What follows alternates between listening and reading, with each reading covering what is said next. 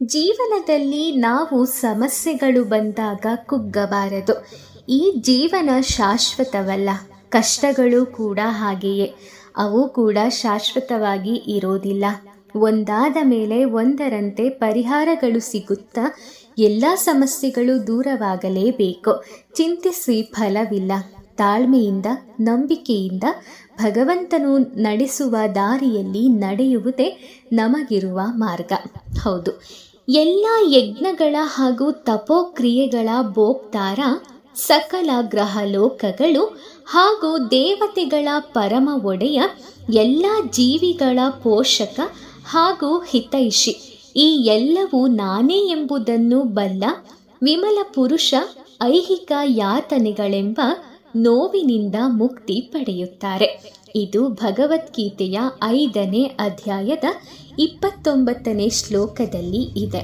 ವೀಕ್ಷಕರೇ, ಈ ವಿಚಾರವನ್ನು ನೀವು ನಿನ್ನೆ ಅರ್ಧ ತಿಳ್ಕೊಂಡಿದ್ರಿ. ಅಂದರೆ ನಾನು ಲಾಸ್ಟ್ ವಿಡಿಯೋದಲ್ಲಿ ಇದನ್ನು ನಿಮಗೆ ತಿಳಿಸಿದ್ದೆ. ಈಗ ಅದರ ಮುಂದುವರೆದ ಭಾಗ ಇದಾಗಿದೆ.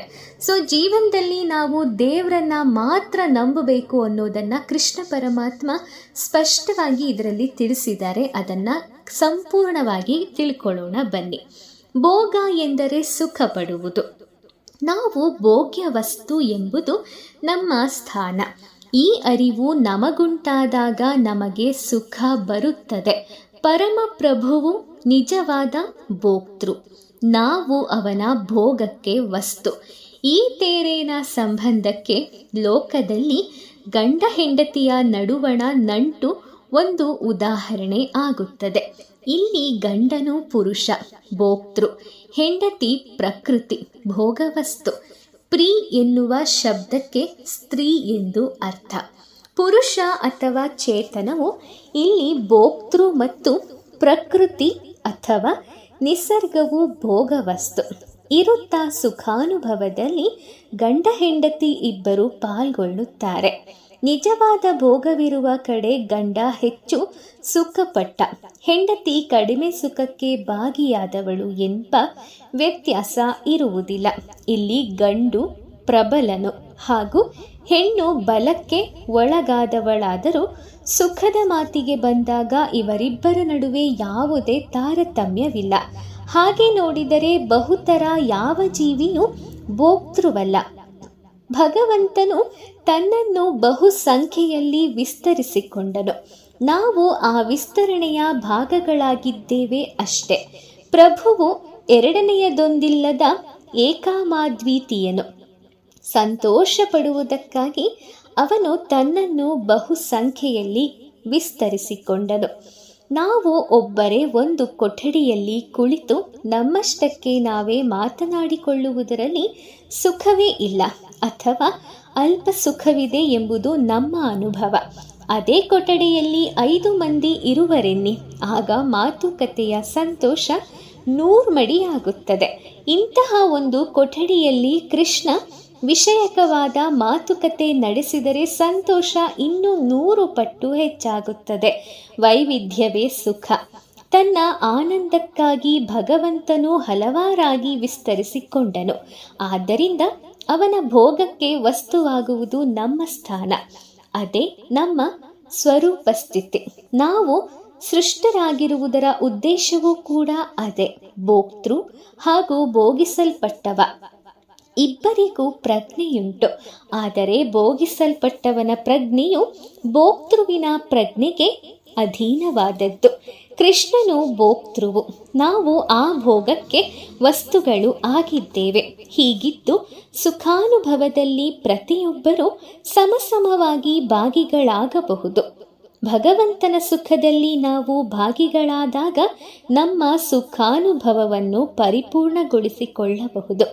ಈ ದೇಹವನ್ನು ಹಿನ್ನೆಲೆ ಮಾಡಿಕೊಂಡು ನಾವು ಪ್ರತ್ಯೇಕವಾಗಿ ಸುಖ ಪಡಬಹುದಾದರೂ ಸಾಧ್ಯತೆಯೇ ಇಲ್ಲ. ಸ್ಥೂಲ ಐಹಿಕ ಶರೀರವನ್ನು ಹೊಂದಿರುತ್ತಾ ಪ್ರಾಪಂಚಿಕ ಸುಖ ಪಡೆಯುವುದನ್ನು ಭಗವದ್ಗೀತೆಯ ಉದ್ದಕ್ಕೂ ಖಂಡಿಸಲಾಗಿದೆ, ನಿರುತ್ಸಾಹಗೊಳಿಸಲಾಗಿದೆ. ಹಾಗೆಯೇ ಮಾತ್ರ ಸ್ಪರ್ಶಾಸ್ತು ಕೌಂತೇಯ ಶೀತೋಷ್ಣ ಸುಖ ದುಃಖದಾಹ ಆಗಮಾಪಾಯೀನೋ ನಿತ್ಯಾಸ್ ತಾಮ್ಸ್ ತಿತಿಕ್ಷಸ್ವ ಭಾರತ. ಹೇ ಕುಂತಿ ಪುತ್ರ, ಶೀತೋಷ್ಣ ಸುಖ ದುಃಖಗಳು ಕಾಣಿಸಿಕೊಂಡು ತಾತ್ಕಾಲಿಕವಾಗಿ ಇದ್ದು ಸ್ವಲ್ಪ ಸಮಯದ ಬಳಿಕ ಇಲ್ಲವಾಗುವುದು. ಚಳಿಗಾಲ ಬೇಸಿಗೆಗಳು ಬಂದು ಹೋದಂತೆ. ಹೇ ಭರತ ವಂಶೋದ್ಭವನೆ, ಇಂತಹ ಅವಸ್ಥೆಗಳೇನಿದ್ದರೂ ಇಂದ್ರಿಯ ಗ್ರಹಿಕೆಗಳು ವ್ಯಕ್ತಿಯು ಅವುಗಳಿಂದ ಬಾಧಿತನಾಗದೇ ಇದ್ದು ಅವನ್ನು ಸಹಿಸಲು ಅರ್ಥ ಮಾಡಿಕೊಳ್ಳಬೇಕು. ನಮ್ಮ ಈ ಸ್ಥೂಲ ಶರೀರವು ಪ್ರಕೃತಿ ಗುಣಗಳು ಪರಸ್ಪರ ಕಲೆತು ಕಾರ್ಯ ಮಾಡುವುದರ ಫಲ ಮತ್ತು ಖಿಲವಾಗುವುದೇ ಅದರ ಹಣೆಬರಹ. ಅಂತವಂತ ಇಮೇ ದೇಹ ನಿತ್ಯಸ್ಯೋಕ್ತಾಃ ಶರೀರಿಣಃ ಅನಾಶಿನೋ ಪ್ರಮೇಯಸ್ಯ ತಸ್ಮಾತ್ ಯುದ್ಧಸ್ವ ಭಾರತ. ಅವಿನಾಶಿಯು ಅಳವಿಗೆ ಸಿಗದವನು ನಿತ್ಯನೂ ಆದ ಜೀವಿಯ ಐಹಿಕ ಶರೀರವು ಮಾತ್ರ ನಾಶವಾಗುತ್ತದೆ. ಆದ್ದರಿಂದ ಹೇ ಭರತರ್ಷಭ, ಯುದ್ಧ ಮಾಡು. ಇದು ಭಗವದ್ಗೀತೆಯ 2ನೇ ಅಧ್ಯಾಯದ 18ನೇ ಶ್ಲೋಕದಲ್ಲಿ ಹೇಳಲಾಗಿದೆ. ಆದ್ದರಿಂದ ದೇಹ ಮೂಲವಾದ ಕಲ್ಪನೆಯನ್ನು ಮೀರಿ ಮುಂದುವರಿದು ನಮ್ಮ ನೈಜ ಆಧ್ಯಾತ್ಮಿಕ ಬದುಕಿಗೆ ಸೇರಿಕೊಳ್ಳುವಂತೆ ಶ್ರೀಕೃಷ್ಣನು ನಮ್ಮನ್ನು ಪ್ರೋತ್ಸಾಹಿಸುತ್ತಾನೆ. ಗುಣಾನ್ ಏತಾನ್ ಅತೀತ್ಯ ತ್ರೀನ್ ದೇಹಿ ದೇಹ ಸಮುದ್ಭವಾನ್ ಜನ್ಮ ಮೃತ್ಯು ಜರ ದುಃಖೈರ್ ವಿಮುಕ್ತೋ ಮೃತಂ ಅಶ್ನುತೆ. ದೇಹಸ್ಥಾನದ ಜೀವಿಯು ಸತ್ವ, ರಜಸ್ಸು ಹಾಗೂ ತಮಸ್ಸೆಂಬ ಪ್ರಕೃತಿ ಗುಣಗಳಿಗೆ ಅತೀತನಾಗಬಲ್ಲನಾದರೆ ಆತ ಹುಟ್ಟು, ಸಾವು ಹಾಗೂ ವೃದ್ಧಾಪ್ಯಗಳು ತರುವ ಯಾತನೆಗಳಿಂದ ಮುಕ್ತನಾಗಬೇಕಲ್ಲ. ಹಾಗೆಯೇ ಮುಕ್ತನಾಗಬಲ್ಲನು ಕೂಡ. ಈ ಜನ್ಮದಲ್ಲೇ ಮಧುವನ್ನು ಸವಿಯಬಲ್ಲ. ಪ್ರಕೃತಿ ಗುಣಗಳನ್ನು ಮೀರಿದ ಪರಿಶುದ್ಧ ಬ್ರಹ್ಮಭೂತ ನೆಲೆಯಲ್ಲಿ ನಮ್ಮನ್ನು ನಾವು ಸ್ಥಾಪಿಸಿಕೊಳ್ಳಲು ಕೃಷ್ಣ ಪ್ರಜ್ಞೆಯ ವಿಧಾನವನ್ನು ಅನುಷ್ಠಾನ ಮಾಡಬೇಕು.